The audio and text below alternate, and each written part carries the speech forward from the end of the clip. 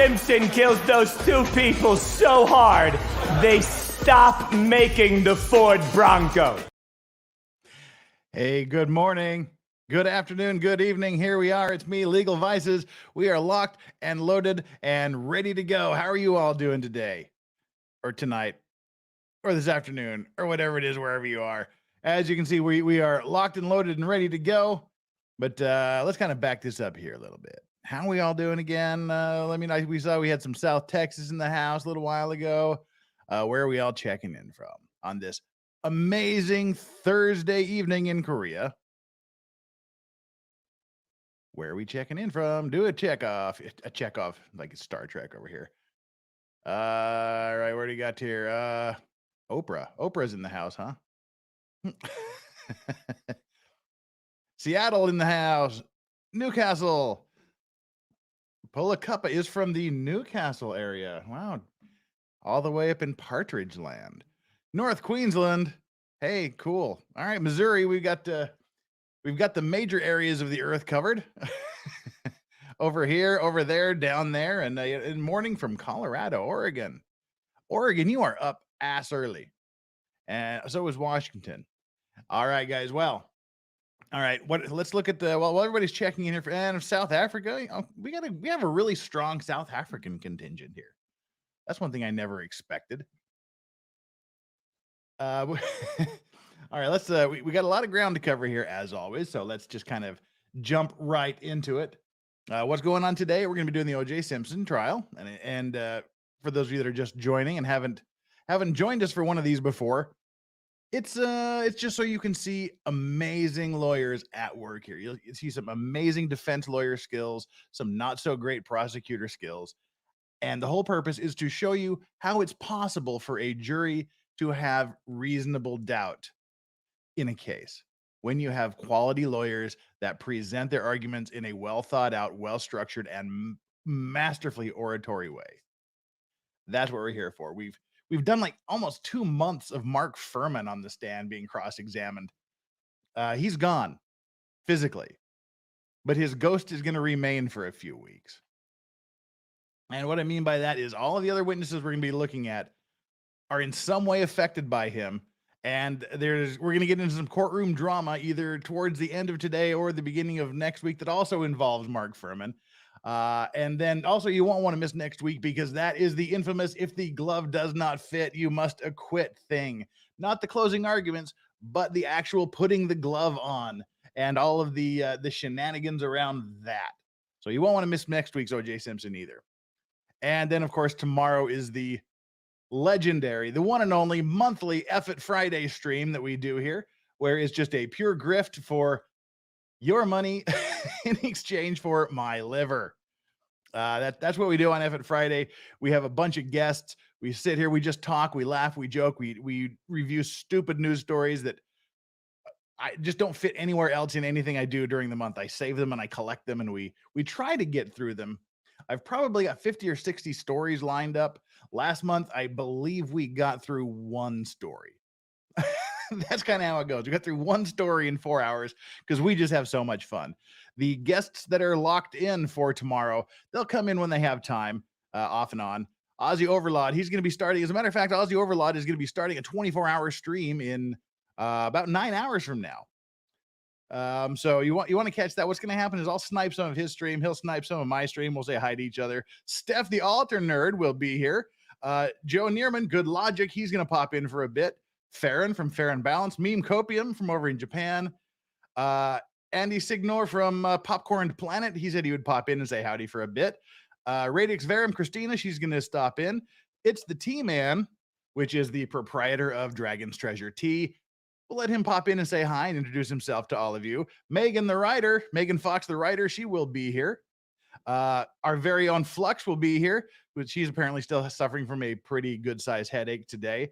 Danny On will also be here. And talking with Nick earlier today, he said there's a very good chance that he will be able to make it. He had some things that he was supposed to do, but he said they're going to happen later in the day. So there's a good chance Nick might stop by and say howdy. So there's that. And Drex is a definite maybe. He said he would try to log in from his phone at work. And And I think that's about it. Oh,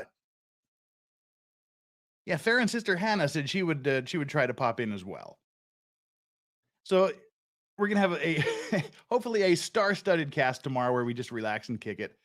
If there's someone, you don't have to like everybody on YouTube. I have these are some of my friends. I have other friends. Some of my friends don't like each other, but everyone I have on here is my friend. And you may not like them. You may not want to participate. You're welcome to pop out if they're on, or just ignore them and listen to the other people talking. But I would just again, no censoring goes on. But respect my guest. I don't care what you say on their stream about them or other people's stream about them. But on my stream, let's try not to insult my guests on my stream while they're here. Just a favor, just asking. That's where we're doing. Those are the two big things coming up. And of course, after we finish tonight in about an hour and 20 minutes, we're going to pop on over to the Juan David Ortiz trial. It sounds amazing. A former United States Border Patrol agent has been arrested for possibly being a serial killer. He's offed allegedly 4 women of negotiable affections. And he confessed to doing it. He confessed to it. He led the police to one of the bodies, but he's arguing he's not guilty. The defense is arguing technicalities. They're arguing procedural errors. They're arguing things like that. This sounds like an amazing trial, but unfortunately, this is yet another example of how not to prosecute a case. This is a slam dunk of a case as I've ever seen. And I'm legitimately worried that the prosecution is screwing it up to the point that they've already lost the jury after only 3 days. So tune in for that to see how that goes. All righty. With that out of the way, mods, thank you for being here. Thank you for doing your great job.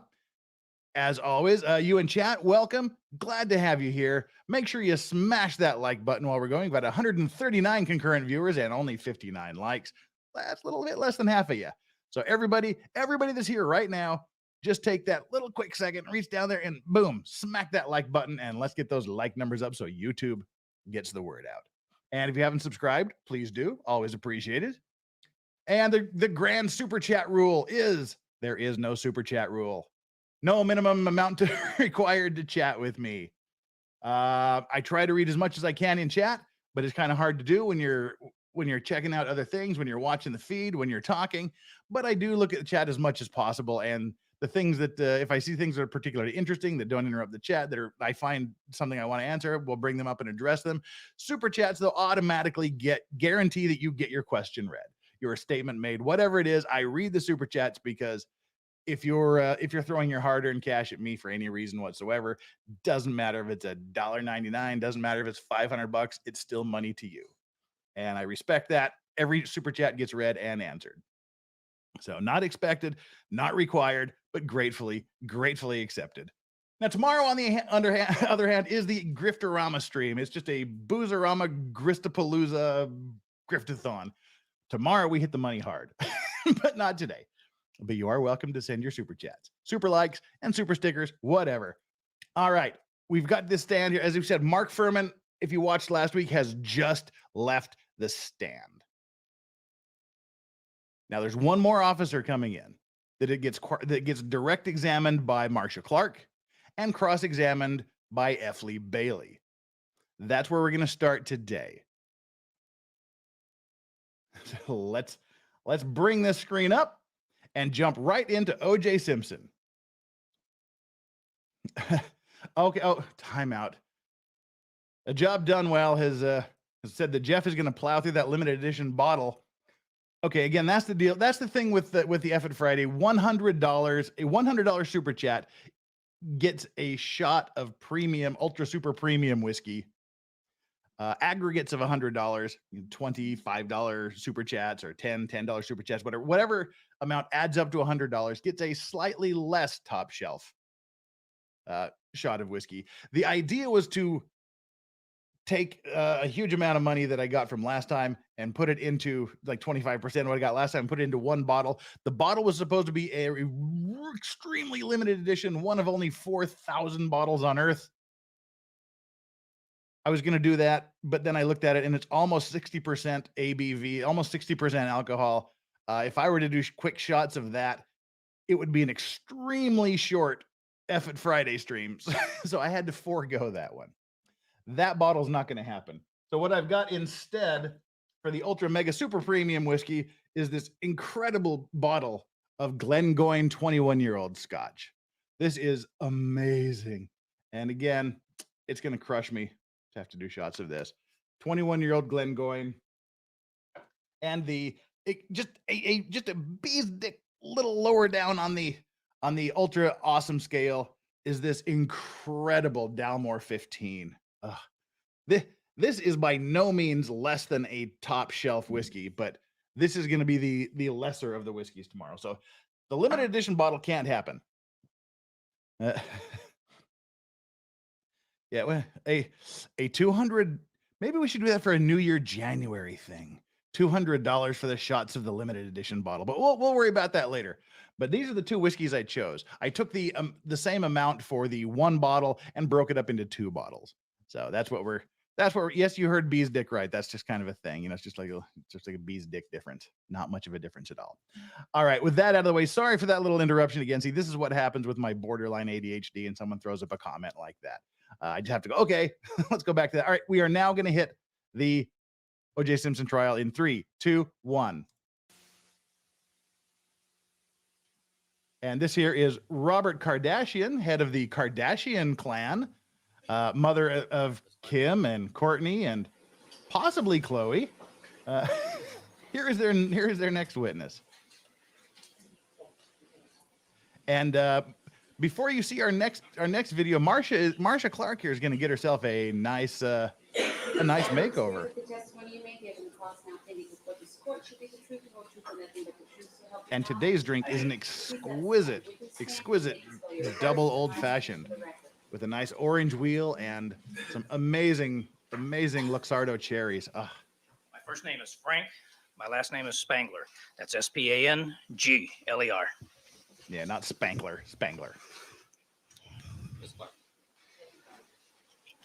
Sir, can you please tell us what you do for a living? I'm the commanding officer of West Los Angeles Detective Division. I'm a lieutenant of police for the Los Angeles Police Department. And were you so employed?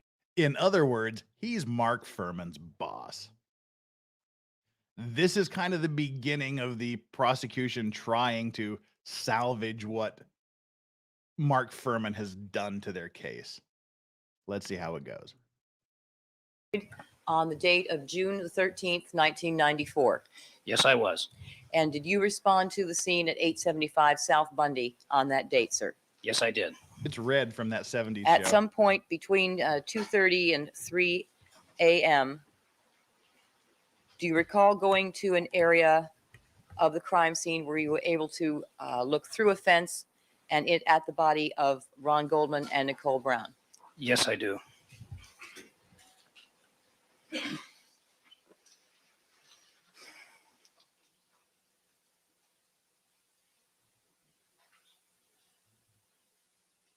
Okay.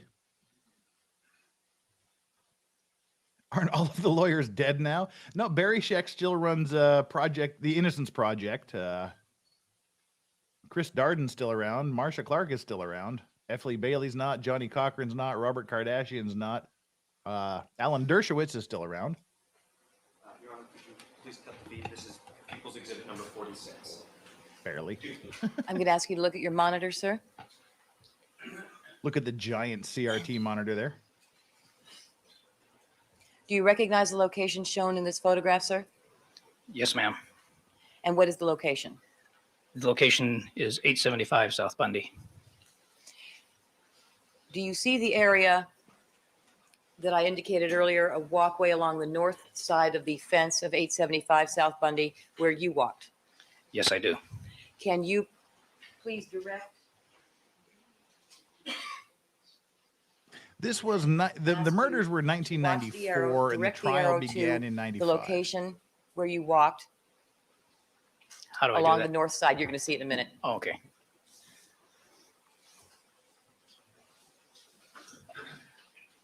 I think. Yeah. Did you want me to just Tell the arrow where to okay. Move it to the west. No, that's north. No, that's no. south. Vertically Everybody's on the laughing screen. at the prosecution. There we go. There you go. That would be the general area up in there in the shadow of where that tree is. All right, thank you. There's a concrete walkway up in there. Can you please mark that? And the initials. Yeah, the murder was on June 12th, 1994, and the guilty verdict Ask that came this at the be marked end of equals. 1995 in October.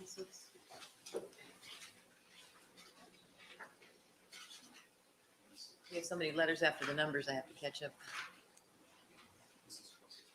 46B. All right, 46B.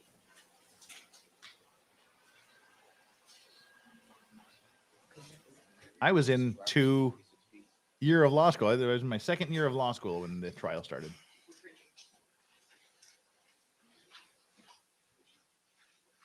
Witnesses aren't good at reading maps either. I've seen like cops not being able to identify north on a map before. That was kind of funny. This is People's Exhibit number 43E. People need from mankind. Do we need to turn up the court Showing you volume?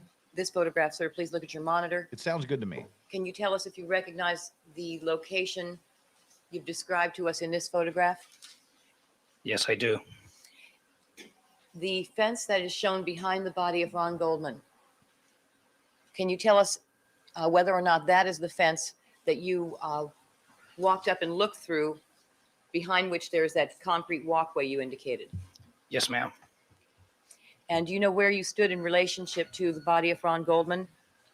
I would have been on the north side of the fence, looking through the fence, and about parallel with where his pants line would be on his back.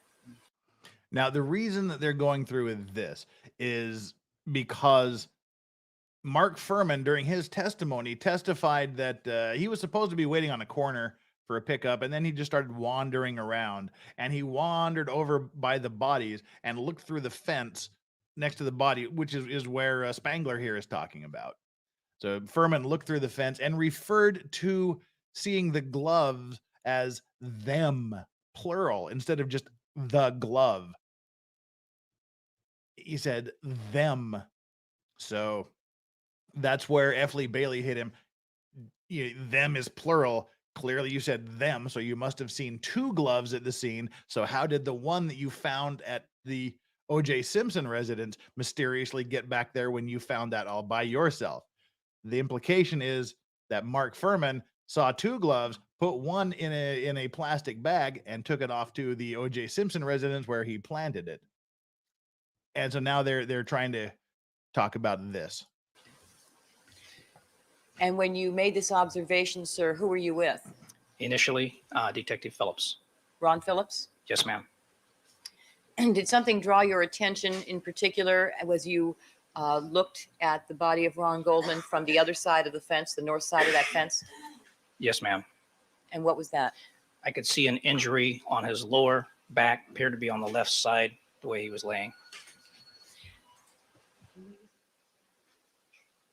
I'm going to ask you again to try and direct the arrow to the And fence that we're X-Comer. talking about, X-Comer behind has which you gifted stood. 10 memberships. Take it up to the fence itself. You see that dark band behind the fence? If you were one of the lucky Right in people to there. get the 10 memberships, No, I stood say further down thank to you where to it looks like there X-Comer. might be a tree trunk down in that area, right in there. All right, if we could mark that. Okay, and you would have been on the other side of that fence, sir? Yes, ma'am. He was one of the best that ever played football. Heisman Trophy winner, Detroit Lions, also actor. He was one of the greatest football players ever. Equals 43E sub 1.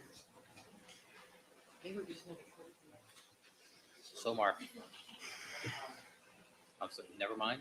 We can't make it 43F because 43F is another photograph. So Right. E sub 1. E sub 1. But they'll be provided to the jury in order. Yes. All right.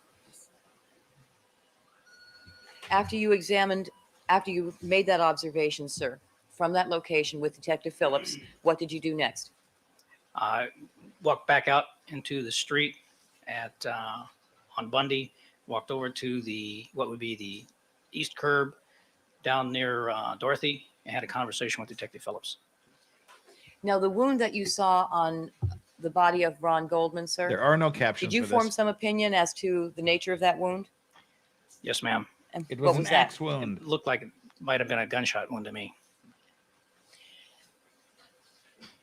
Now, you were talking only about the wound on the back. Is that it? Yes, ma'am.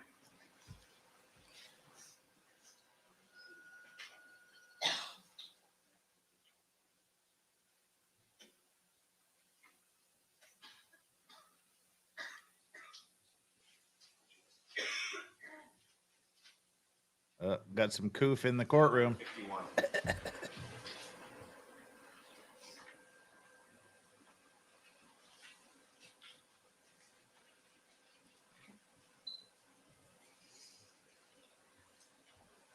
Yeah, she's about to jettison All right. So, do the you recognize the Walking intersection Dead shown look on this here and get a photograph? makeover. Yes, ma'am. And what is it? Dorothy and Bundy. Can you tell us which street is Bundy? You see the sign with the curving, the street sign with the curve on it? Yes.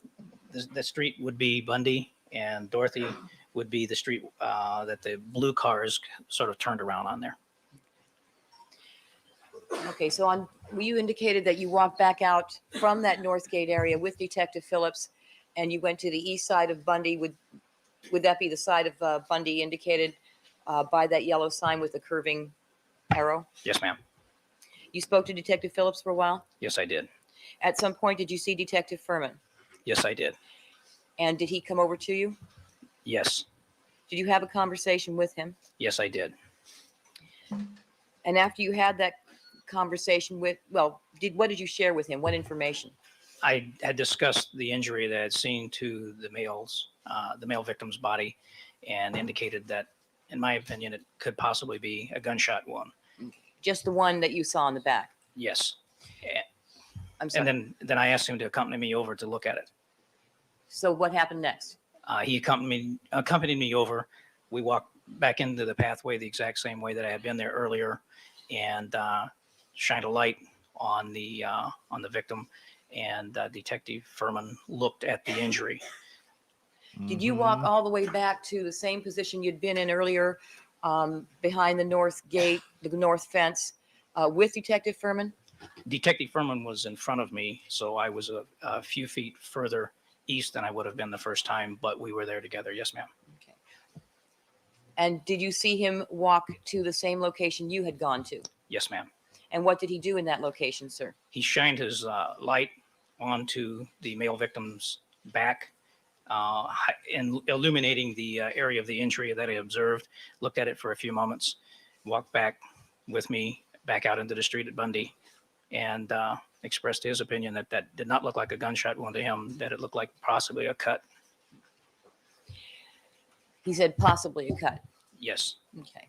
Now, were you able to see his hands as he walked to the North Gate area where you had previously been with Detective Phillips and walked back out? Yes, I could. What was in his hands, sir? A flashlight. Anything else? No, ma'am.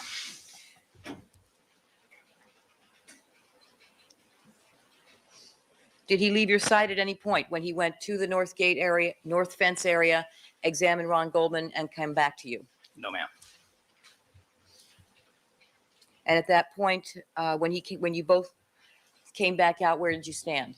We walked back over to the east curb of Bundy, just north of Dorothy.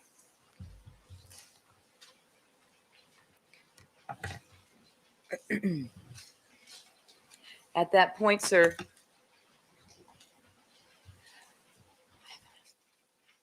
you recall what kind of flashlight Detective Furman had with him that night? A tiny ma'am. little one. What kind was it? A black pen light. May I see? So again, the reason they're doing it, asking, did you see his hand? Did you see whatnot?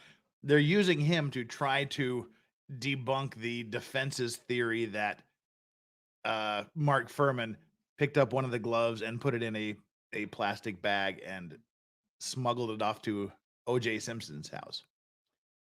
And I don't know why they're asking what type of flashlight he had, because that was one thing that F. Lee Bailey was just hammering poor Mark Furman on, using all these little innuendos. Oh, your tiny flashlight, your wee little flashlight, you're small with little flashlight. Clearly wasn't actually talking about his flashlight. It was pretty funny. Mrs. Roberts.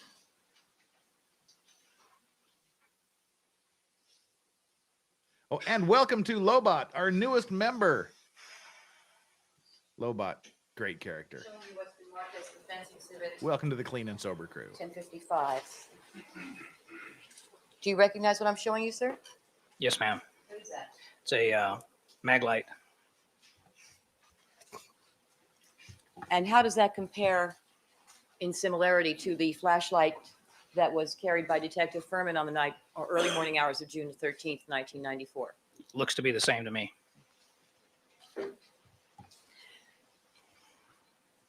After that point, sir, did Detective Furman re-enter the crime scene? No, ma'am. How do you know that? I stood on the east side of Bundy, just north of Dorothy, until the arrival of robbery homicide, and no one went back into that crime scene.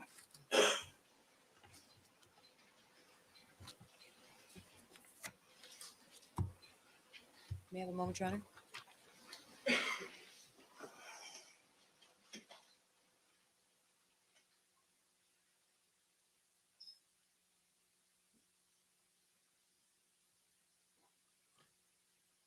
Marcia needs a moment.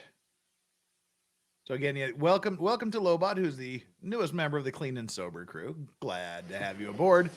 Mr. Bailey. Lieutenant Spangler, what time did you arrive there that night? I believe I arrived approximately 2:30 in the morning, sir. So you were there rather shortly after Detectives Furman and Phillips arrived at 2:10. That's my understanding, yes. And did you learn soon after your arrival about their having arrived at 2:10? I don't believe I made that inquiry at the time, but that is my understanding, yes, sir. What was the first thing you remember after arriving at the scene? Talking to Detective Phillips. Okay, where was Detective Furman? Detective Furman was standing to the rear of 875 South Bundy in the alleyway. Okay, and where were you? I had walked around to the alleyway and met Detective Phillips and talked to him, sir. Can you tell us where you went after your arrival, what you looked at? Seriously? Yes, sir. Detective Phillips and Sergeant Rossi spoke to me briefly, and then Detective Phillips escorted me into the condominium via the rear garage. And did you view the crime scene from the steps, front steps? I stayed inside the condominium. I did not go outside onto any steps, sir. Okay. And did you ever enter the crime scene from Bundy? Yes, I did, sir. When was that? Detective Phillips, after taking me through the interior of the condominium and showing me some things from the doorway, took me back via Dorothy to the front of the location, and he illuminated a pathway through some plants that were just south of the sidewalk where the female victim was lying, and we approached it from that position, sir. Okay. And can you recall what you did after that? Yes, sir. We walked back out into the street of Bundy and walked north to the pathway that I described and walked in and looked at the body of the male victim from that perspective, sir. That was at what time? I arrived at 2:30, and by 2:50,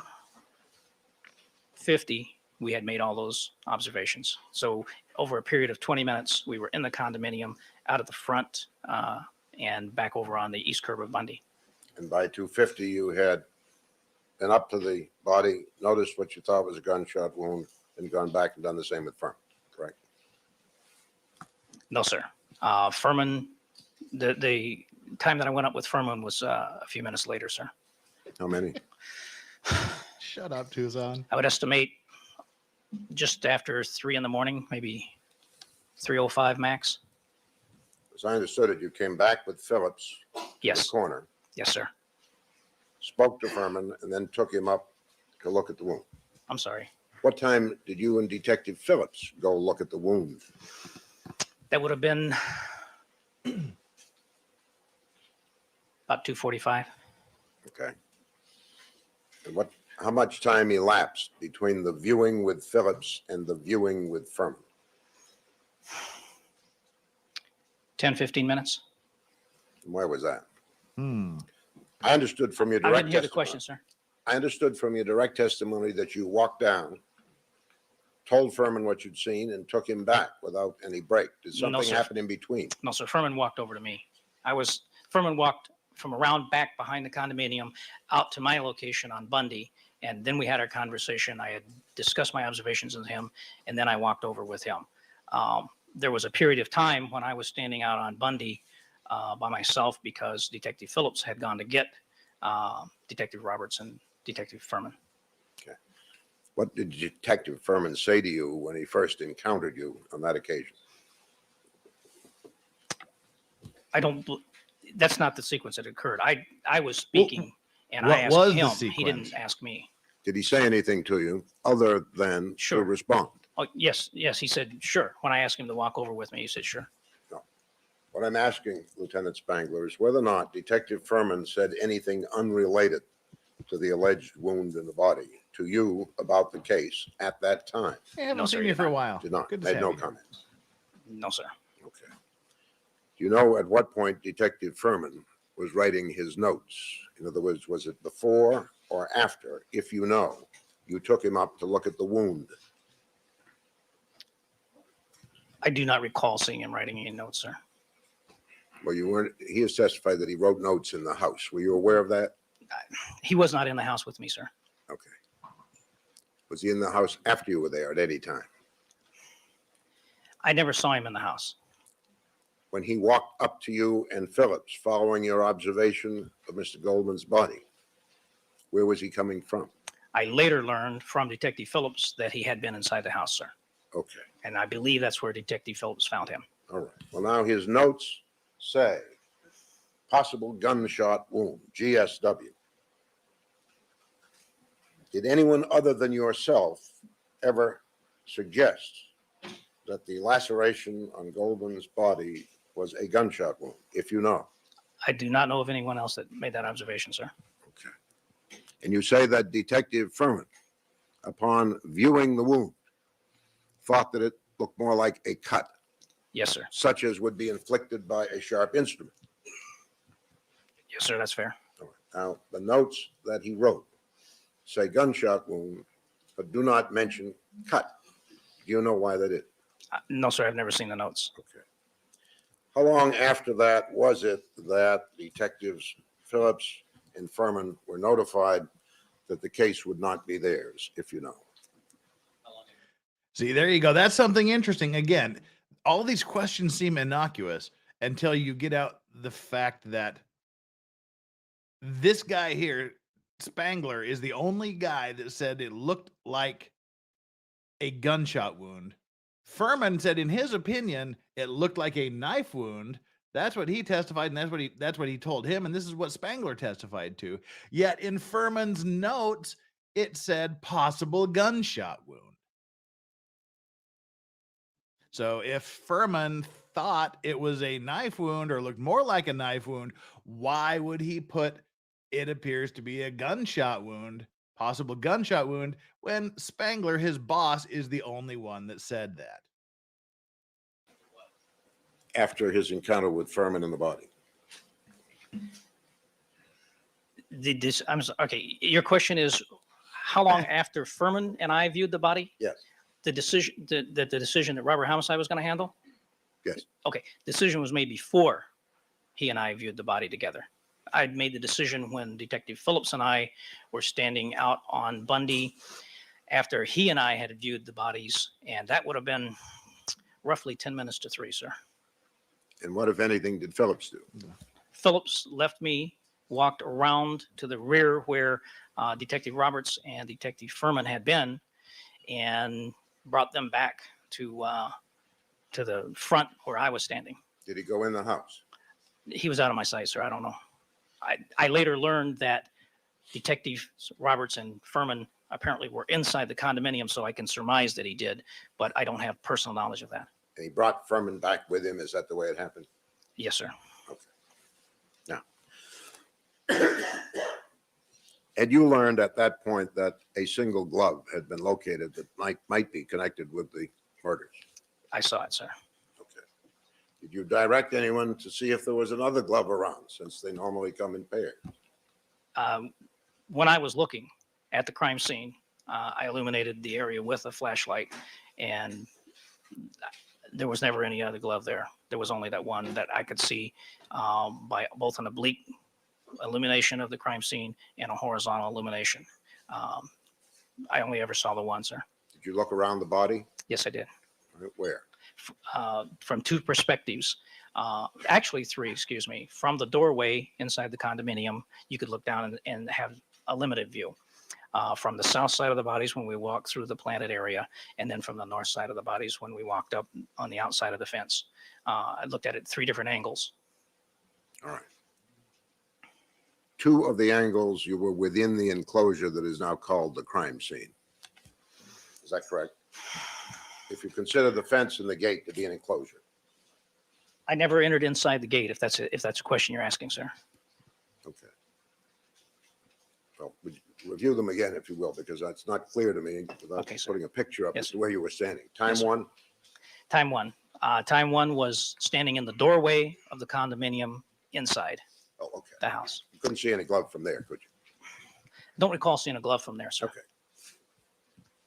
Time 2 was from just south of the walkway where the female victim was lying. Time 3 was from the north side outside the fence at the residence that's immediately north of 875 South Bundy. Did you look anywhere else on any other occasion? Yes, sir. Where? I looked on sidewalks. I looked in the street. I looked on the lawn. And as I walked, I looked to make sure you don't step on anything or disturb anything, Sure. that sort of thing. Yes, sir. All right. Now back to my original question. Now answer the Did you question. ever ask if another glove had been seen or direct anyone to look for one? I don't recall making that specific request, sir. You never wrote a report of any of these matters, did you, Lieutenant? No, sir. I've never written a report on any of these matters. So you are now, I take it, you never testified about this matter either, have you before? No, sir. I've never testified in this matter. So you are relying totally on your memory at the moment, or your memory and the reports of others? Independent recollection and recall, sir. Okay. My understanding is that you returned from the 3rd viewing of the crime scene with detective. So now are we seeing what Bailey's doing here? He's putting these ideas in the jury's head. This guy is saying, he asked him, gloves normally come in pairs. You see one glove here. Did you look for the other one? Well, I shined my flashlight around a little bit. I was careful where I walked. Did you ask anybody where the other glove was? Did anyone mention there was another glove to you? Raising the idea you're not doing a good job as a detective because gloves come in 2s. There's only one, and you didn't even detect enough to figure out where the other glove is. That's one thing he's doing. And then number 2, he's calling his recall. So, okay, so all of this stuff you're telling us now about looking with your flashlight and searching for this other glove, you didn't mention that anywhere in any report. You've never testified about this before, so we can't go back and see if your story has changed. You're just remembering all of this a year later out of your own memory. Casting credibility on his recall and sort of hinting at the fact that he's just making this shit up because it's not written down anywhere and he's never testified to it before. And he could literally just be saying anything he wants now and claim it's his memory. They're little chips. They're little tiny chips that he's chipping away at this witness. But overall, I think it does the job of undermining his credibility and casting him in the light of an incomplete, lazy commander. Detective Furman. No, sir. I returned from the 3rd viewing of the crime scene with Detective Phillips to South Bundy. 4th then. When Detective Furman and I went up there, that would have been a 4th time. That's correct, sir. A 4th time. Yes, but Okay. yes, sir. You returned at about 3 o'clock? About 3:05, I would think. Tell the jury, if you can, everything you did for the next 2 hours. For the next 2 hours after viewing the crime scene with Detective Furman. Yes.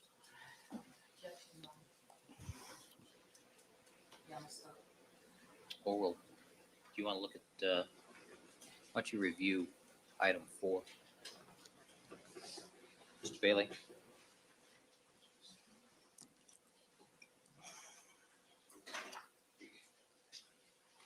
Lieutenant, you can answer the question. I stood on the east side of Bundy, just north of Dorothy. And the only time that I left that position was when I walked over to look at the dog. Sorry, I didn't catch the last. The only time I left my position what we were doing is we were waiting for robbery homicide to arrive. And I walked over and looked at the dog. That was about it. Looked at the dog. Yes, sir. Okay. This is the Akita. I don't know the brand, but there are the breed, excuse me. But but it was a pretty good sized dog. Yes, sir. Did the dog have a leash on it when you saw it? I seem to recall it was a rope. A rope Yeah, I think it looked more like a rope to me than a leash. Yes, sir. around his neck, dragging? No. I believe he was tied to something, a street pole or Oh, a okay. tree or something like The that. dog was tethered the only time you saw him. Yes, sir. He didn't tell me Well, that what yet, time was Rose. that? As far as I know, he still plans on doing the afternoon. I don't know if you heard something. About 3:15. Now, other than that one excursion to see the dog, did you remain at the position you showed us in the prior photograph, the intersection of Bundy and Dorothy, from 3 until the detectives left at 5? Yes, sir. Okay. And were you still there after they left? Yes, sir. You recall them leaving? Yes, sir. When you saw Detective Furman that night, was he wearing a coat at any time? Yes, sir. And when was that? When I first arrived. And did you see him later without a coat? Yes, I did. When was that? Just shortly after 3 o'clock. He had it off by the time he and I walked up to the front, to the north side of the bodies. Okay. When you were with Detective Furman, you saw him shine the light, a replica of which is before you, Yes, sir. on the body of Ron Goldman. Yes, I did. Did you see him poke around or shine it anywhere else or make any other investigation in your presence? No, sir. Okay. So that as I understand it, he walked up, shined the light on the body where you directed him to look, and came up. Yes, sir. He has said 5 seconds. Would that sound right to you? Yes, sir. Okay. And that is when he said to you, I don't think it's a gunshot wound. I think it's a cut. What's the ground?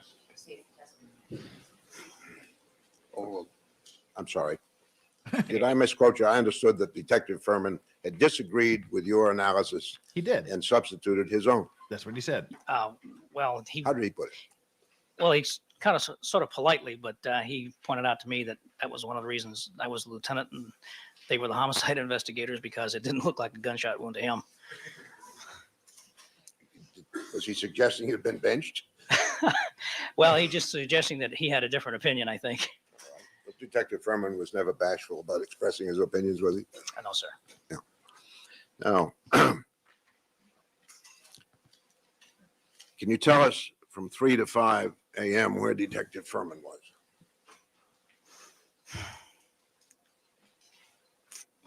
Until I believe it was Detective Lang or Van Natter, and I don't recall which one it was, arrived, he was with me. How long was that? That was from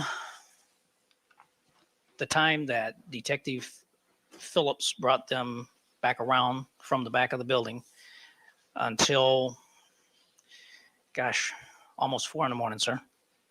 Okay. And from that point, Detective Phillips and Detective Furman were talking to one or both of the homicide investigators, and I believe Lieutenant Rogers had arrived, and they were talking to Lieutenant Rogers, and we're walking around the vicinity with them, showing them various things that they had seen earlier. Was there any talk during that period about possible suspects, Lieutenant? Yes. Was Mr. Simpson's name mentioned? No. Was the suggestion of some other suspect? Excuse me, sir. Let me clarify, if I may. Yes. When you say was his name mentioned, As a not suspect. as a suspect, that's what okay, that was my answer then. It was pretty well understood that the female decedent was Nicole Brown Simpson, his former wife, was it not? There was some doubt. Oh, come on. When I There was no arrived, doubt. And part of the process of my walking through and seeing and discussing with Detective Phillips and Sergeant Rossi was to make that determination, because it was going to be my decision whether or not we handle it or Detective Robbery Homicide Division handle it. And I wanted to satisfy myself, but there was a period of time, approximately 3:45, 3:50 in the morning, I became convinced that it was almost certainly her. Do you mean 2:45 or 2:50? I mean that I was becoming more convinced. The more I saw, the more convinced I became. You just said 3:45 to I'm sorry, 3:50. I misspoke. I meant 2, sir. I'm sorry. I thought, Yes, okay. sir. So there wasn't any question bandied about after that point about the identity of the female victim, was there? Oh, holy crap. I don't recall any discussion. You would hardly permit detectives to go notify Mr. Did I say OJ he was a Simpson Detroit that Lion? his wife had been murdered unless Holy you were shit. sure that that Sorry. was true. Isn't that so? There's no excuse for That's that. fair assessment. Yes, sir. I'm sorry. Had you received any special hell's wrong with me? instructions as to how Mr. Simpson should be notified in this case? Yes, sir. And from whom? Oh my From God. I can't believe I Detective said Phillips. And he told you that someone else had made a request of him. Do you know who that was? Yes, sir. It was Commander Bushy.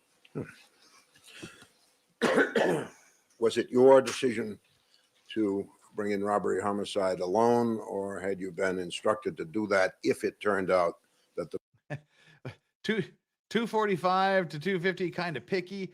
Well, he wasn't being picky about that 5 minutes. He was being picky because Spangler said 350. He said, was it 245 or 250 or the 350 you said?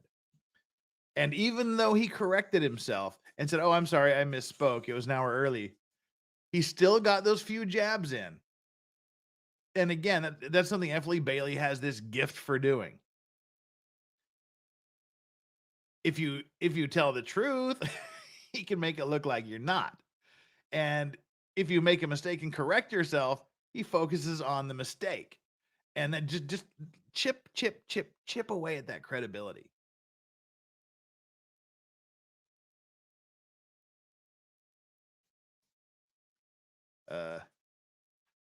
Whatever. I don't believe that, but okay. If I did, whatever. the victim was Mrs. Simpson? And I'll have to explain that to you, but it was my decision. The chief made a recommendation, but I'm the commanding officer on the scene, and it's my responsibility to make the decision. And it was my decision. His recommendation, however, preceded your decision, did it not? Yes, it did, sir. And was identical with your decision, was it not? I'm very grateful to him for having suggested that. Yes, sir. Yes. In retrospect. Yes, sir.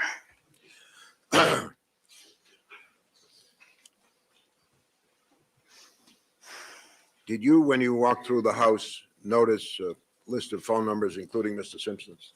No, sir. Did you notice a telephone with a dialer on it that said Daddy? No, sir. Did you know that 2 children had been taken out of the house? I was informed. Yes, sir. And did you know that Mr. Simpson and Mrs. Simpson had 2 children? Had you known that? No, I did not know that. Was there any talk in your presence by any of the detectives about any difficulties Mr. Simpson might have had in 1985 or 1989? Not in my presence, sir. Did Detective Furman ever discuss that subject with you? He never did, sir. When you talked to Detective Furman and then walked with him up to the north side, as we call it, of the enclosed area that has been described as the crime scene, did he tell you that he had been there before? No, sir. Did he mention anything at all? No, sir. Do you recall Lieutenant, that there is an area of heavy foliage immediately outside the crime scene? Yes, sir. Did you personally carry a flashlight with you? Yes, sir. Did you go through that area? What do you mean by go through it? Did I walk through it? Foliage, Did I walk through it? or search through it? Look, yes, shine the light and look through. Yes, sir. When did you do that? When I had walked up with Detective Phillips. All right. Tell me exactly where it was that you shined your light. Both to the south of the sidewalk and to the north of the sidewalk, from the curb going west all the way up to the fence. And then when we walked around inside the area, I tried to shine it all over the area as best I could. Did you leave the sidewalk as you walked by the east I'm boundary gonna of the let it fence, or simply shine. looked from the This little sidewalk light with of your mine. flashlight? I stayed on the sidewalk. Okay. The pathway that runs from the east to the west is what I'm referring to as a sidewalk now, not the public sidewalk. Is that what you're talking about? I'm talking about both. Okay. And in fact, I did look at both with a flashlight. Yes, sir. Okay. But you stayed on the concrete. I think that's the easiest way to frame it. Yes, sir. I did You not walked step north off on the. concrete and west on concrete. Both of you, let him finish asking the question before you start answering, Lieutenant. Yes, Your Honor. Mr. Bailey, please let him finish his answer before you start asking I the third apologize, question. Your Honor. I'm afraid the witness may share a common lineage as a Marine. You served U.S. in the Army, military? sir. What's that? Command Sergeant Major, U.S. Army, sir. U.S. Army. Yes. Oh, well, pardon me. Mr. Darden apparently doesn't know his uniforms. He told me you were a Marine. Oh, oh, I like a little friendly inter-service banter still ends up being a smash at the prosecution. That's what I just love Bailey. He's a master at getting the digs. He's even undercutting the credibility of the prosecution in the minds of the jurors, even when they're joking and not even talking about him. That was brilliant. He could have said, "Oh, I'm sorry, I thought you were Army," or "Oh, I told you I was Army." He's like, "Oh, well, I guess the prosecutor's a freaking idiot and can't tell the difference between his uniforms because he said you were Army." Oh, again, that was an unnecessary but masterful dig at the prosecution.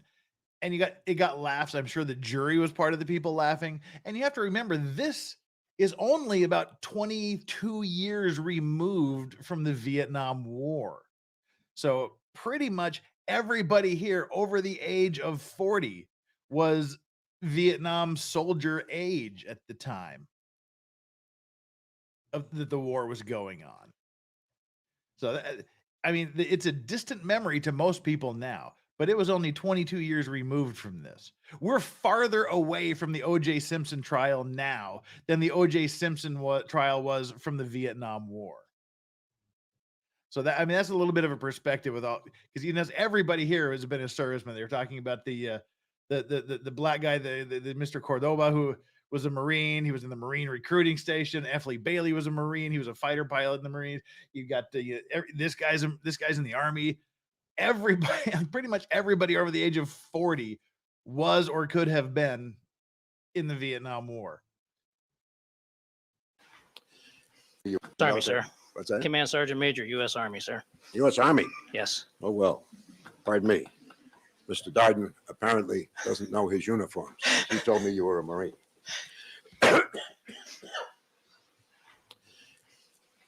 When was the first time, Lieutenant Spangler, that you recited for anyone's benefit your 2 trips up to look at Goldman's wound?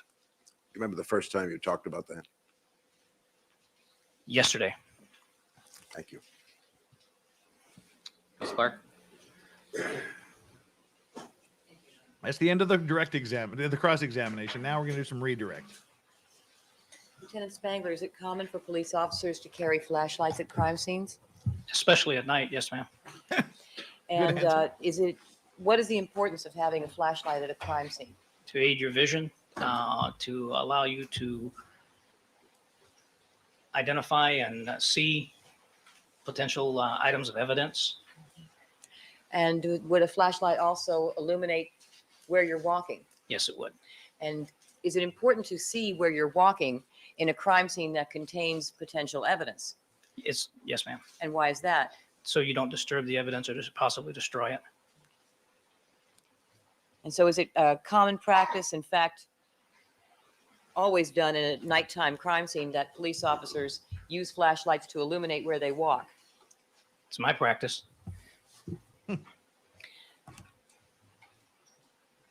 Now, as I understand it, sir, before, according to your testimony on cross-examination, by the time Detective Furman came out to you, before you went with him to that north fence, he had already written notes. That was already done? It's my understanding, but I did not personally see that. Sustained. This is, It's already, the question's there. The answer's there. The objection is that the preceding questions have been leading. Proceed.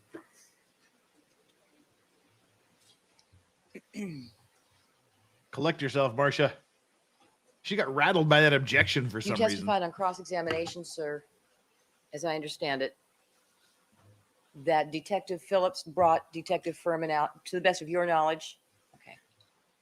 Tell us what was your knowledge about where Detective Furman had been before you saw him and spoke to him on the east side of Bundy. Well, I had seen him and Detective Roberts at the rear of the location in the alleyway. And when Detective Phillips left me, he walked around that direction and he returned with them.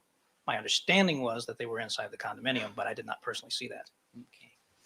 And then what was your understanding about what Detective Furman was doing inside the condominium before he came out with Detective Phillips to see you on the east side of Bundy? Beginning their investigation. Okay. Was it your understanding that he was writing notes inside the condominium at that time? Yes. And it was after that point that you had your conversation on the east side of Bundy, and what did you do after that? After Detective Phillips, Detective Furman, and Detective Roberts returned to my location, Yes. I made my observation or discussed my observation of the injury, and I asked Detective Furman to accompany me over to look at it for his opinion. Now, the observation that you made, the conversation you had about that, was that with respect to the one wound on the back or with respect to all of the wounds on the body? That one wound, ma'am. Did you have a conversation with Detective Furman about any of the other possible wounds on the body? No, I did not. And when you discussed with him that one wound that you saw on the back, what did he tell you about his belief concerning the cause of that one wound? He told me that he did not think it was a gunshot wound, that he thought it was a cut. Okay. What was the language? Was he definite or was it a possible cut? He was kind of, I want to call it laughing at me, but he was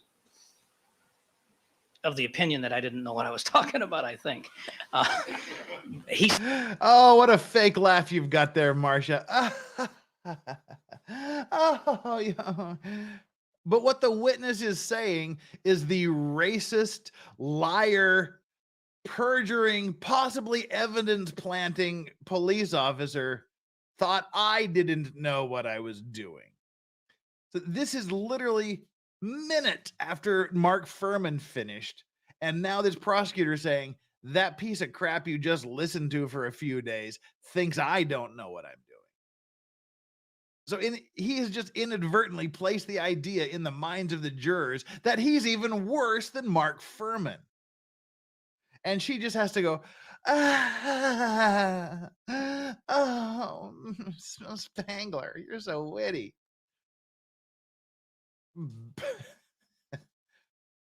Oh, not good. I want to call it laughing at me, but he was of the opinion that I didn't know what I was talking about, I think. He seemed to be fairly certain in his mind that it was a cut. What was this, an insulting conversation, sir? Well, I certainly hope not, ma'am. Oh, okay. How did you take it? I was not insulted. Were you laughing? See, this is her like realizing that, holy shit, that sounded really bad. That sounded like this guy his boss is even stupider than he is. I better try to make sure that everyone thinks it was a joke. Referred to his expertise, though. Were you laughing at the time? Yes, I did.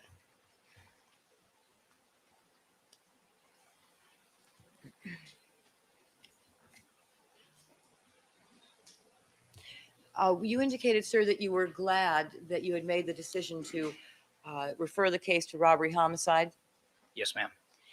and you were grateful for the suggestion from Lieutenant Frankel, Chief. Chief Frankel. Yes.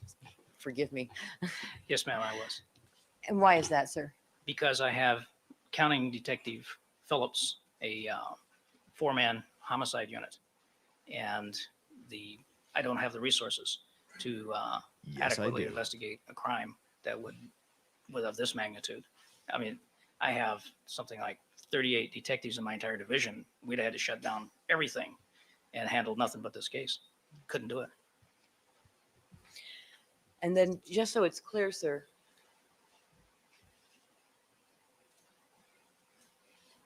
What? based on your knowledge Spit it out. of the observations made at the crime scene, 875 South Bundy, how many gloves were there? There was only ever one glove there that I saw. That you Has it ever been saw. brought to your attention that anyone, whether it was the first officer or any other officer after him at the scene, saw anything other than one glove? One glove. Thank you, sir. Bailey? All right. That's the end of that witness. But again, it ends on this. Everybody only saw one glove, with Bailey back there smiling, knowing that it's still fresh in the jurors' minds that Furman referred to the glove as them. Lieutenant, you're excused from further testimony at this time. However, subject to recall, please don't discuss your testimony with anybody else except for the attorneys or their investigators. Do you understand the order, sir? Yes, Your Honor. All right. Thank you very much, Lieutenant. You're excused. Thank you.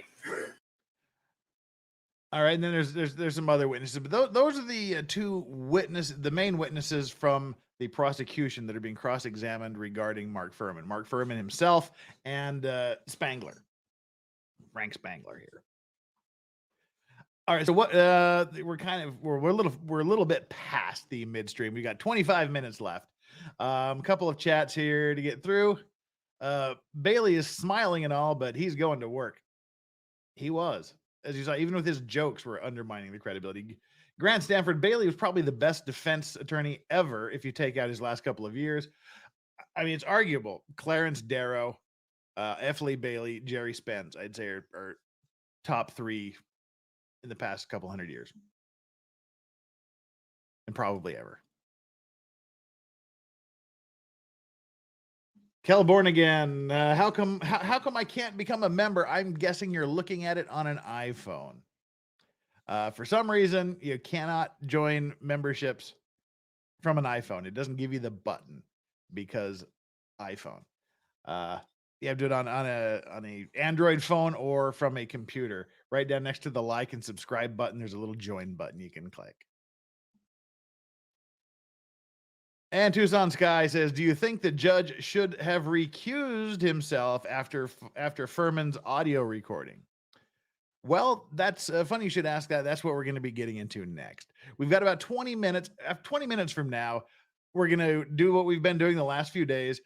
Send everybody over to my stream to watch the Juan Ortiz trial, the border agent who is accused of deleting 4 women of negotiable affections. Who's pled not guilty, although he confessed, and led the police to one of the bodies. We're going to see how entertaining we can make that for you. For the next 25 minutes, we'll start this idea. There's some courtroom drama. There's 2 little issues of courtroom drama. And it's interesting that when you want the precision laser attacks, F. Lee Bailey's the person you want to go to.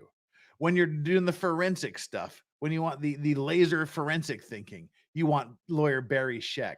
When you want the drama, when you want to bring up the emotions, when you want to get everybody excited, you bring in Johnny Cochran. And Johnny Cochran handles some of the drama here coming up next. There are no super chats today to read, so far so good on the super chats. I guess we can continue to go. There's 381 of you and only 192 likes. It's time for the midstream like grift. Reach down there, hit that like button. We should be up to at least 400 likes by now. That shouldn't be a problem. We should have double the likes. So everybody get down there, hit double the likes. Excuse me. and get us up to the 400 likes. That'll make up for things. The Chewbacca defense upcoming. No.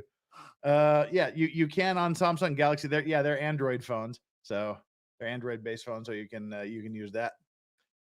And we've got to get here again. Caliborn again has figured it out. Became a YouTube member of the Clean and Sober crew. Thank you so very much. We're up to 216 likes.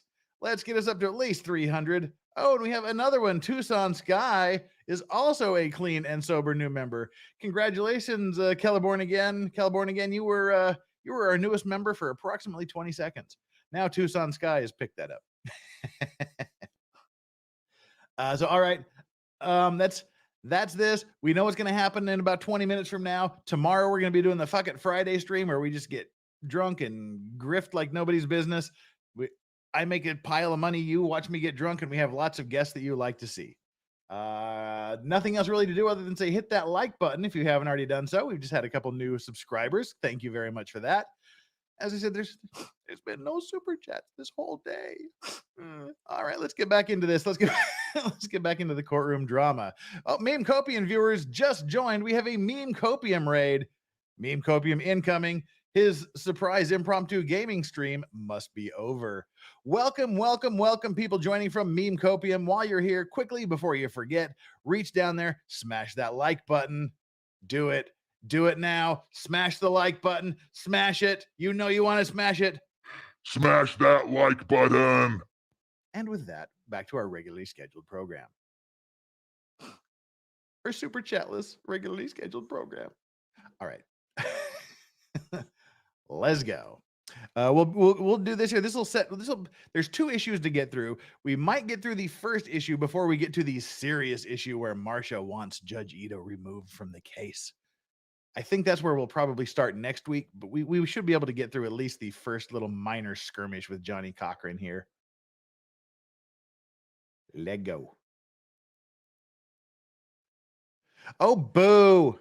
Boo. Solvis ruined it. Boo. We were super chatless. I was wondering if we were going to have the very first super chatless stream ever in the history of Legal Vices, but no. 3 of you had to go ruin it and throw money at me.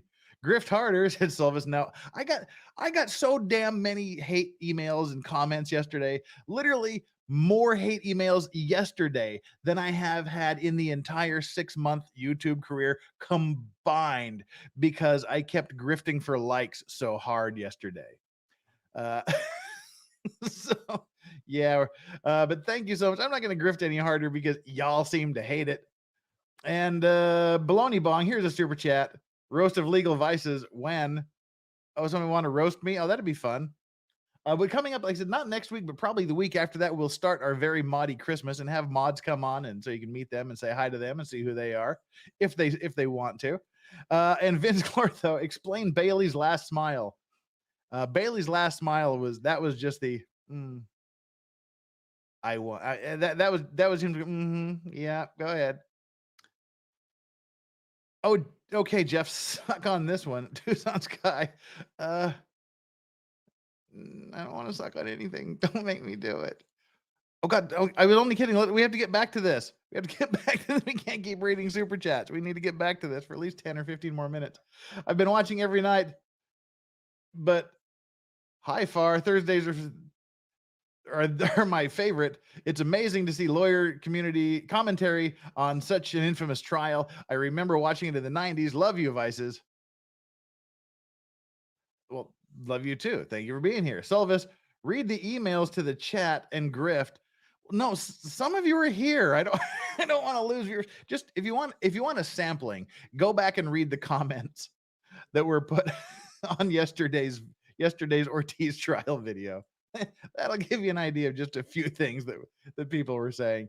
It was pretty brutal, I have to admit. Flux, you're alive. She's alive. Glad to see you're recovering from your migraine. I understand you still have a bit of a headache. I'm alive, guys. Happy Thursday. # pants or prison. Yeah, I'm be-pantsed this evening, and it's getting kind of warm. I'm probably between streams. I'm gonna have to rectify that. Pants are prison, and it's too hot to be in prison still here. Wild Red 1905. Have my like now. Shut up. I'm trying. I'm trying to shut up. Excomer, wild guess, no P.O. box. Oh, Excomer. Okay. I went to the local post office 2 days ago. They're only a distribution center. They have no post office boxes there. The next post office box is a couple of miles away from my office. So I do plan on going to talk to them tomorrow or Monday. So I did take the first steps. There still is no P.O. box, but P.O. boxes aren't really a thing anymore here in Korea. I'm finding out there's the post office close to my house doesn't have them. The place next to my office doesn't have them. I'm working on it. Don't worry. Phew. Okay. With, with that, oh God, stingy coming in. Flux said send money or she'd hurt me. Well, if you did that, Flux, thanks. Anyway, thank you very much for that, stingy. Let's get back that. Although the no super chat streak was broken, I can live with that. Let's get back and watch this first little bit of drama. We've got about 10 minutes left here. Simpson matter. Mr. Thanks, Simpson guys. You're is funny. again present before the court with his counsel, Mr. Shapiro, Mr. Cochran, Mr. Glazer, Mr. Scheck, Mr. Neufeld, people represented by Ms. Clark and Mr. Dart. The jury is not present. Yep, this is all outside of the Record should presence of the reflect that jury. This morning, the court held 2 in-chambers meetings with counsel, specifically with regard to an issue that has been raised by the so-called Furman tapes. And the record should reflect that although the tapes have been discussed with the court does not have a copy of the tapes, nor has the court reviewed the transcripts that are said to exist with regard to these tapes. Further, during the course of our discussions, counsel for both the prosecution and the defense have advised the court that their review of these tapes indicate that Mr. Furman apparently has made comments that are disparaging of this court's spouse. Translation, this court's spouse means my wife. Judge Ito's wife was a police officer with the Los Angeles police back when Furman was making these tapes, and he specifically, so he didn't even know this was going to be an OJ Simpson trial at the point he made these tapes with this lady who was allegedly writing a screenplay. He was just talking, and he mentioned Ito's wife by name on these tapes, saying shit about her. And so that's what Marcia Clark is doing. Marcia Clark is saying, well, wait a minute. Because your wife is mentioned on these Mark Furman tapes, we may have to call her as a witness. We don't know whether we will or not, but we might have to call her as a witness. So therefore, if there's any case involving a potential witness that you have a conflict of interest with, you have to recuse yourself. We'll talk about why I think this is happening in just a minute. Captain Margaret York of the Los Angeles Police Department. Let's go back a little bit. Apparently has made comments that are disparaging of this court's spouse, Captain Margaret York of the Los Angeles Police Department.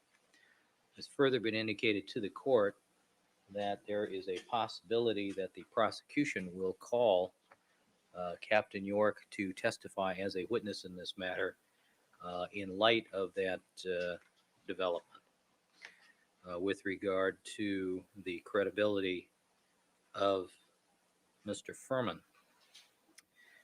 Code of Civil Procedure Section 170.1 sub A sub 1 states as follows: a judge shall be, which is mandatory, shall be disqualified if the judge has personal knowledge of disputed evidentiary facts concerning the proceeding. A judge shall be deemed to have personal knowledge within the meaning of this paragraph if the judge or the spouse of the judge is to the judge's knowledge likely to be a material witness in the proceeding.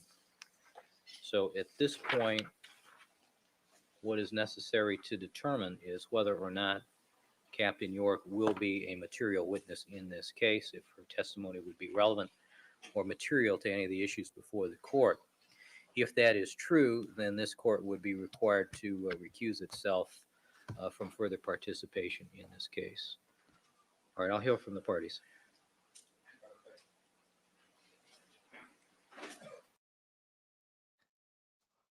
Yeah. So yeah, this is an awkward deal. This is what they're arguing. And why do this is my deal. There is no need whatsoever to call his wife as a witness. None whatsoever. This does not have to be an issue at all. It can be an issue. All they have to do is say, we are calling your wife as a witness, and he is required to recuse himself from the trial, which would essentially be the trial starts over again. I mean, it's kind of it's not a mistrial, but it's essentially the same thing. This never happened. These aren't the droids you're looking for. Move along. You reboot Men in Black, Flash. Everything goes back to the beginning, and you start the trial over. I think that the prosecution, Marcia Clark and Christopher Darden, were so rattled by Mark Furman's performance, and they realized that he fucked their case so hard up the backside without the benefit of Vaseline that they were seriously worried that they had already sunk their case, and they latched onto this tiny little thing in the hopes of getting the judge excluded so that they could have a do-over and not call Mark Furman the second time around. That's what I think. And that I'll maintain that as long as I'm there. The prosecution wanted this trial to end right now and a new judge to step in. Argue what you will, nothing will convince me that that is not what they wanted. It wasn't like a holy shit, Judge Ito's wife was being disparaged on these tapes. I think it was, yes, his wife is mentioned. Let's threaten to call her as a witness. Then he has to recuse himself. I think that's what was going on here. And now we get to hear from both sides. Just when you thought we couldn't have anything crazier happen. Yes, Your Honor. This has been a most unique case in many particulars. However, Your Honor, the defense rises at this point to indicate to the court, we feel this is a tempest in a teapot. Let me make very clear the defense position about these tapes, and then our position, Mr. Simpson's position, about what should happen as to whether this matter should be sent out at all. First of all, the court is aware that the defense is the one who pursued these tapes, not the prosecution. And I think that's the first point, Your Honor. From a standpoint, this was their witness. They had an obligation to come and tell us about this witness who commits perjury and engages in 10 years of tapes over a period of time, where he's speaking in dialogue, and not only in dialogue, these are interviews with Mark Furman. We're the ones, with your help, who pursued these tapes. And to put them in perspective, what we suggest to the court is this is a ploy by the prosecution because they don't want to proceed further. We will never agree to a mistrial in this case. This case should not be sent out. What we propose to do is to give you the tapes, which are the province of our work, submit the tapes to you with the portions regarding Captain York redacted. Those portions where Mark Furman, who doesn't seem to like anyone in those tapes, is disparaging, have nothing to do with this case. You have ruled back in January that we are entitled to impeach this man based upon his racial animus, based upon his proclivity or propensity to implicate innocent individuals, and then perhaps a third category of general credibility where he's just lied about certain things. For instance, the fact of whether or not he was going to sue Robert Shapiro. Now, we've heard all of these tapes. So I want to make the record very clear. This man is an important part of the prosecution's case. As I indicated to the court, in these tapes, Mark Furman indicates, I am the key witness in the trial of the century. If I go down, the prosecution's case goes down, and he says, bye-bye. And that's what they're faced with, bye-bye. They see their case floating out the window because this is a critical witness in their case. And Bailey did a good job of tying it together about whether he had lied. This man has committed perjury. There's no reason to dance around this. He has committed perjury, and that's the issue. Your wife has nothing to do with that at all. They cannot rehabilitate Mark Furman if he uses the N-word 30, 40 times. Margaret York never heard him say that word, presumably. They can't rehabilitate him on that. If he talks about destroying people's driver's licenses and then arresting them, He talks about choking out people because they're black. When he talks about how you stop a black man, and he uses the derogatory term, in a Porsche. And he gives tips for stopping individuals. When he talks about how you lie, how you back your partner up for 6 months. You lie up to 6 months. Anything short of an indictment to implicate people. You just arrest them because they're black. And he doesn't use the word black. Margaret York has nothing to do with any of that. They've got to face up to this fact. This is their star witness. They vouch for him. We will prove he's a liar. They know he's a liar. They have an obligation.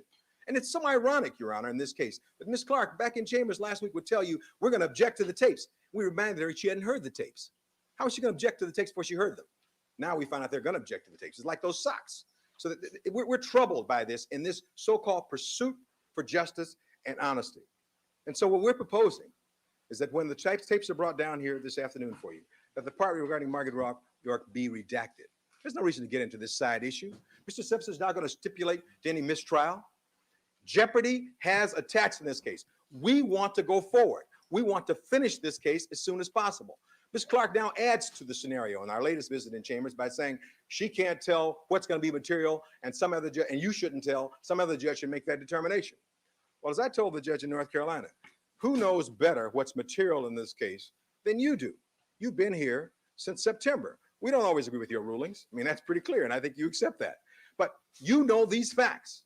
We rely upon you. Mr. Simpson relies upon you to be fair and give him a fair trial. This jury relies upon it. All of America relies upon this. Another judge who comes in here doesn't know anything about this case at this point, as I saw in the first court in North Carolina. We had to overturn him. So we're saying that you're in the best position. Your wife has nothing to do with this. With regard to Furman rises or falls based upon his own voice, Your Honor. He's the one talking from April of 1985 to July 28, 1994. He's the one using these derogatory names. He's the one who hates women and Mexicans and black people. He's the one who hates all of the commanders. And this case is about real people. He talks about Commander Hickman. He talks about Deputy Chief Frankel. He talks about Darrell Gates. He's talking about his life as a police officer day by day. He talks about criminal conduct by himself and other police officers. This is a blockbuster. This is a bombshell. This is perhaps the biggest thing that's happened in any case in this country in this decade. And they know it. They've got to face up to it. Your wife has nothing to do with that. That's a side minimal issue. And you should not be persuaded to send this case anywhere based upon that. Because we're not going to stipulate to any kind of a mistrial. We want to go forward. We want our day in court. And we feel most strongly about this. And this, the last thing I want to say is that this whole thing, Your Honor, needs to be unmasked for what it is. And on information and belief, I can tell this court that every file in the LAPD relating to this man, Mark Furman, has been sealed or hidden. Cases that have been settled the last 6 months, the Britain case and everything, you can't find out about them because they sealed everything. Just in the last 2 weeks, a box of files on Mark Furman in Sacramento have been hidden and secreted away. Now, these are the things of a police state, and it's wrong in America for this to be happening, to cover up for this man. Doesn't mean all police officers are bad, certainly doesn't. But when they close ranks and do this, for those people who don't believe that there's been a conspiracy of silence here, this is the ample proof. His voice will give you the proof of what he thinks a real police officer should be and how you stand up. And that's why he believes that women don't count. And so the things that have happened in this case are troubling to this community.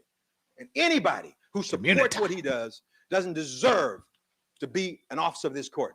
And so what we're saying is that let's get it out there. Let's lay it out. This is a search for truth. We're not going to hide this anymore. This court should hear it. This jury should hear it.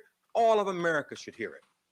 And when they do, they'll understand what the defense has been trying to say for all these many months. And so I ask you, with all the fervor of my being on behalf of my client, as we've asked you before, don't send this case. Don't stop these proceedings. You saw our jury. We promised these jurors, Judge, this case would be over in April. It's now August. We're trying to do our part. They took 6 months. We're going to take less than 6 weeks. We want to finish this case. We've only got a few witnesses left, including this thing on Mark Furman. I told you Ms. McKinney is in town. We're ready to call her as early as tomorrow. We're ready to proceed. We want to put the people on notice. We want Mark Furman brought back from Idaho. We'll give them notice right now. We want to finish this case with this jury. You saw them yesterday visibly upset with the cross-examination, and it's time to bring this matter to a halt, not engage in these shenanigans again of sending it out to some other judge who knows nothing about the case. He's going to listen to all these tapes after all this, these hours and hours of tapes. He or she won't know the facts. You know the facts. So isn't our decision or our proposal to redact the portion for Margaret York, isn't that the relevant portion? You've ruled many times against us on this 352 argument. Well, if ever there was a 352 argument of somebody being irrelevant, it's going to be Margaret York, because you can see, what does she have to do with anything? There's nothing to do with that. We're the proponent of the evidence. We're not going to bring her in. They're grabbing at straws when they say they may bring her. And I guarantee you that when this is all said and done, they're going to call your wife in here. They're not going to do it. This is just a ploy. All right, we're gonna leave you on the cliffhanger right there. That is Johnny Cochran spitting some truth, bringing it home, making the arguments. Like I said, when you want those emotional arguments, when you want those impassioned arguments, you let Johnny Cochran take over. Exactly. So that's the deal. We'll see where this goes next week. We'll follow up on this. This is where we'll start next week. We'll replay that little bit of Johnny Cochran. We'll get Marcia Clark's response. And we'll also have the trying on of the glove. All of that happens in the same sphere of time. So let's see. Well, obviously she doesn't get away with this attempt to have Judge Ito recused because he was there to the end. We know that. Lost Pro says, what hat do you have on today? This is the Sugar House Distillery in Salt Lake City, Utah. I'm repping Utah here. We've got the Sugar House Distillery in Salt Lake. We also have the Beehive Cigars from Salt Lake City. All righty. Well, and actually I also have the Beehive County Roads tobacco that I'll be putting in the pipe a little bit later, also from Beehive Cigars. We got a couple things to root through here, and then we'll turn it on over to myself in my other stream. The hourglass on Ito's desk counts time since Furman's last F-bombs. He'd be flipping those a lot. The tapes, for just as a little bit of a teaser for next week, we're not going to listen to the tapes next week, probably 2 weeks from now. But those tapes that Mark Furman had made over the last 10 years has 41 N-bombs from the guy that says he never uses that word. He's never used that word in the last 10 years. And anyone who says he's ever used that word in the last 10 years is by definition a liar. Well, not so much. You said it at least 41 times on tape. How many times did you say it not on tape, Mark Furman? Doesn't help your case. Alan, haha, super chat, lol. Thanks, Alan. And thanks, Xenu. Is Marcia Clark a Xenuvian? I know Greta Van Susteren is. Was Marcia Clark, is she part of the cult of Xenu? It's Meow or Never. Thank you so much for that generous super chat. Ghost words. Thanks. And what if Furman was a Jesse Pinkman type, wanted to be black, so he used the N-word to fit in? Then all he had to say was, yes, I have used this word in the last 10 years, out of jest, out of joke, just to fit in. It didn't mean anything. I said it and I was an idiot for saying it. I regret saying it. But yes, I've used this word a few times over the past 10 years. That's all he had to say, and this would be a nothing burger. But he specifically said, I never use that word to talk about people. I never describe people with that word. I've never used it in the last 10 years. And anyone that says I did is by default, by definition, a liar. And he set himself up for this shit show that he got caught in. And the very last one's Meow or Never. I love watching you stand for Bailey. My family thought I should be a defense attorney, became a therapist instead. Even now, I prefer working with the bad guys and unpacking their stories. All right, with that, thank you so much for joining us for the Johnny Cochran and F. Lee Bailey show today at the OJ Simpson trial. We're going to leave it here. I'm going to click us out. We should all hopefully bail and raid myself on my next stream. If you aren't automatically directed to my next stream, just go to Legal Vices, click on the new live button. It'll take me about a minute to get there. And do not miss Fuck It Friday tomorrow, starting at 8 a.m. Eastern, 1 p.m. UK time. It is going to be off the damn hook with the all-star cast, all-star people, and you, and super chats and booze. What could possibly go wrong? Find out tomorrow. But in the meantime, enjoy, I hope, the Juan David Ortiz trial starting in a few minutes. I'll be right over there. Wait for me. Let everybody know to hang tight. I'll be there in 1 minute. Legal Vices out.